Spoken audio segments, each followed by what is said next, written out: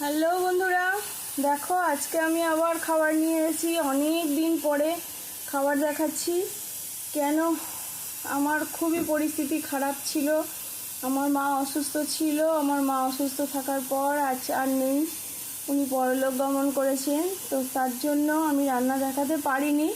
তো আজকে আমি তোমাদের যেটুকু রান্না করেছি সেটুকুই তোমাদের দেখাচ্ছি। প্লিজ আবার আগের মতো প্লিজ সবাই দেখো, সাবস্ক্রাইব করো, লাইক করো, কমেন্ট করো, কেমন? তাহলে আজকে চলো কি কি রান্না করেছি আমি তোমাদের দেখাই। ভাত, মুসুরির ডাল, কালো জিরা শুকনো লঙ্কা ফোড়ন দিয়ে, পটল কুচি কুচি করে, আলু ভাজা মানে আলু কুচি কুচি করে একটা ভাজা করেছি, আর ডিমটাকে ফাটিয়ে অমলেট করে, মোটা করে অমলেট করে তার ঝাল করেছি। কেমন?